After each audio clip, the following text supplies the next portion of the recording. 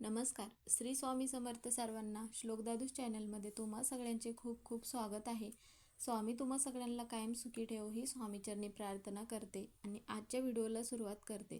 तर आजचा व्हिडिओ असा आहे की आता दिवाळी चालू होणारच आहे, म्हणजे की वसुबारसचा पहिला दिवस असतो, तो म्हणजे दिवाळीचा पहिला दिवा मानला जातो. तर वसुबारस आहे 28 ऑक्टोबर, वार आहे सोमवार, म्हणजेच की रमा एकादशी आणि वसुबारस हे दोन्ही एकत्रच आलेले आहेत. वसुबारसला गोवत्स द्वादशी असेही म्हणतात. तर त्यामुळे वसुबारसच्या दिवशी आपण गायीची वगैरे पूजा करतो. अशा पद्धतीने मग दुसऱ्या दिवशी धनत्रयोदशी, ह्या दिवशी आपण धन्वंतरी देवांची, माता लक्ष्मीची पूजा करतो, वेगवेगळ्या वस्तू खरेदी करतो. या दिवशी मग आपल्याला धनत्रयोदशीच्या दिवशी खूप महत्त्व आहे की या दिवशी आपण कोणतेही उपाय म्हणा, सेवा म्हणा, माता लक्ष्मीच्या, भगवान धन्वंतरी देवांच्या आपण मग या दिवशी सेवा करतो. तर अशाच प्रकारे मग धनत्रयोदशीच्या दिवशी आपण सोनं वगैरे खरेदी करतो. तर मग काय होतं, बऱ्याच जणांना सोनं वगैरे खरेदी करायला जमत नाही. तर मग काही ठिकाणी काय होतं की सोनं वगैरे खरेदी करतात. आता ज्यांची जशी परिस्थिती आहे तसं, आता ज्यांना जमत नसेल तुम्ही कोणतीही वस्तू खरेदी करा, पण धनत्रयोदशी या दिवशी आवर्जून तुम्ही गोकर्णाचं फूल घेऊन या. तर मग ह्या फुलाचा आपल्याला काय करायचं आहे ते आजच्या व्हिडिओमध्ये आपण बघणार आहोत.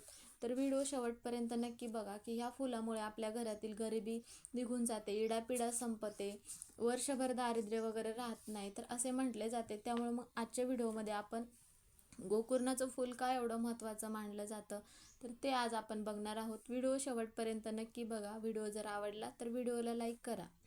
आता काय होतं, ज्याप्रमाणे आपण पहिल्या दिवशी वसुबारस म्हटलं की आपण गाय आणि वासराची पूजा करतो. तर गाय आणि वासराची पूजा का करतो की कारण गाईच्या पोटामध्ये 33 कोटी देव असतात असे म्हटले जाते आणि आपल्याला दररोज तर आपल्याला या सगळ्या देवांची सेवा करणं होत नाही ह्या एवढ्या धावपळीच्या जगामध्ये. त्यामुळे मग आपण वर्षातून हा एकच दिवस सण येतो, त्यामुळे मग आजच्या दिवशी आपण गाईला जेवढं होईल तेवढं सेवा करतो, उपवास करतो गाईचे. आणि आई आपल्या मुलासाठी, मुलाचं आयुष्य चांगलं व्हावं, अभ्यासात प्रगती व्हावी म्हणून आई आपल्या मुलासाठी मग उपवास वगैरे करते.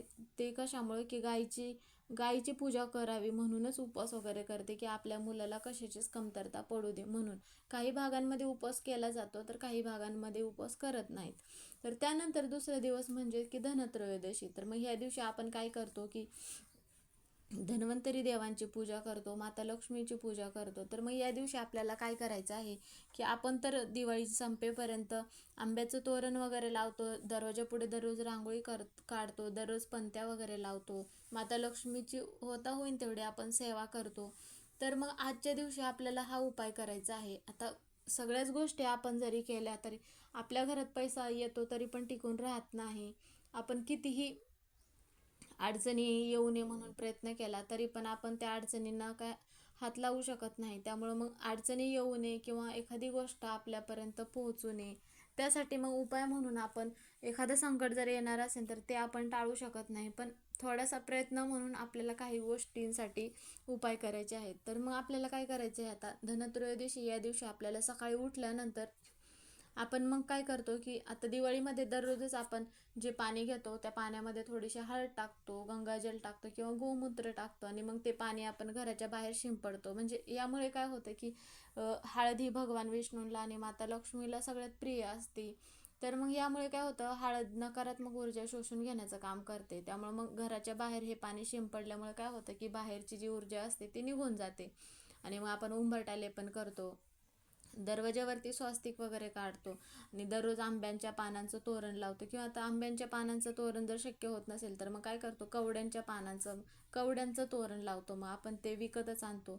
म्हणजेच कवड्यांचं का की लक्ष्मी माताला खूप आकर्षक करून घेतं, त्यामुळं मग आपण कवड्यांच्या पानांचं तोरण म्हणजे कवड्यांचं तोरण बनवतो आणि घरात स्वच्छता वगैरे ठेवतो. का तर ज्या ठिकाणी स्वच्छता असते तिथे लक्ष्मी माता टिकून राहते असे म्हटले जाते. तर मग आपल्याला काय करायचं आहे, ह्या दिवशी तर आपण पूजा मांडतोच. म्हणजे कशा पद्धतीने की एक चौरंग घ्यायचा किंवा पाट घ्यायचा आहे आणि मग त्यानंतर माता लक्ष्मीचा तुमच्याकडे फोटो असेल किंवा मूर्ती असेल तर मूर्तीला अभिषेक करायचा आहे. आणि गणपती बाप्पाची पण मूर्ती घ्यायची आहे, गणपती बाप्पाला पण अभिषेक वगैरे करायचा आहे. आणि आता ज्या पद्धतीने आपण धनत्रयोदशीची पूजा मांडतो तशीच मग म्हणजे तीच पूजा मांडायची आहे. आणि मग त्यामध्ये फोटो असेल तुमच्याकडे तर फोटोला पुसून वगैरे घ्यायचा आहे. अभिषेक करत असताना ओम महालक्ष्मी नमः या मंत्राचा जप करायचा आहे. आणि मग गणपती बाप्पाचा अभिषेक करून झाल्यानंतर जे लाल वस्त्र आपण टाकलं आहे तर त्यावरती आपल्याला माता लक्ष्मीची स्थापना करायची आहे आणि गणपती बाप्पाची स्थापना करायची आहे. त्यानंतर तुम्हाला एक हिरव्या रंगाचं किंवा लाल रंगाचं कापड घ्यायचं आहे. ते कापड तुम्हाला पूजेमध्येच ठेवायचं आहे छोटंसं.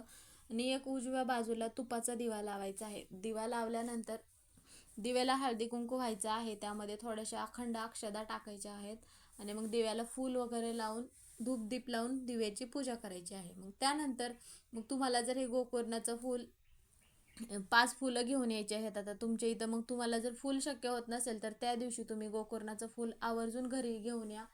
आणि मग ह्या फुलाचं झाड तुम्ही घरी लावा. म्हणजेच काय होतं की ह्या फुलाचं झाड म्हणजेच की गोकर्णाचं फूल माता लक्ष्मीला सगळ्यात प्रिय असतं. त्यामुळे तुम्ही जर ह्या झाडाचं म्हणजे हे झाड तुम्ही घरी आणलं या दिवशी तर कधीच पैशाची कमतरता भासत नाही.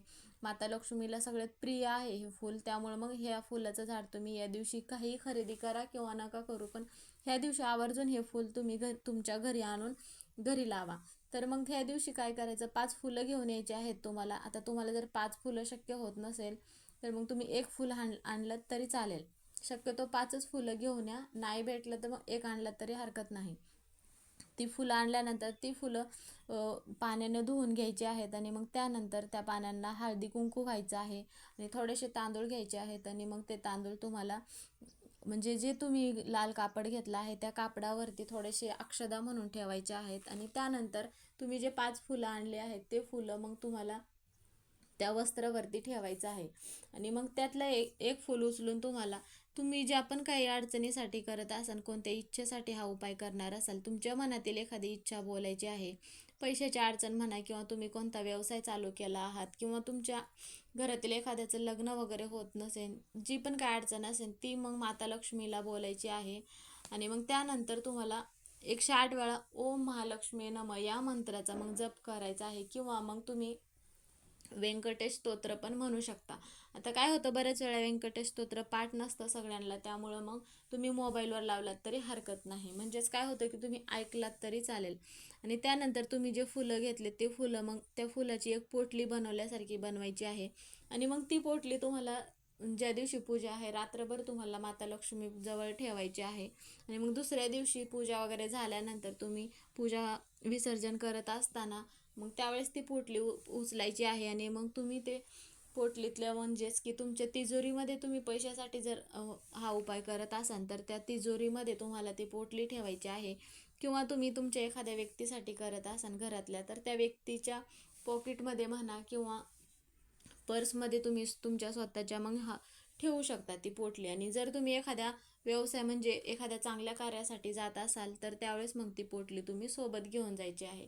यामुळे काय होतं, कोणतीही अडचण असेल घरातील पैशाचे म्हणा कोणतेही अडचणीसाठी मग वर्षभर आपल्यासोबत माता लक्ष्मीचा सहवास राहतो आणि आपल्या कोणत्याही कार्यामध्ये नेहमी यश येते. तर त्यामुळे हा धनत्रयोदशीच्या दिवशी हा उपाय तुम्ही नक्की करा. ज्या पण काय अडचणी असतील त्या अडचणी मग दूर होण्यास मदत होईल. व्हिडिओ जर तुम्हाला आवडला तर व्हिडिओला लाईक करा. चॅनलवर नवीन असाल तर चॅनलला सबस्क्राईब करा. कमेंटमध्ये श्री स्वामी समर्थ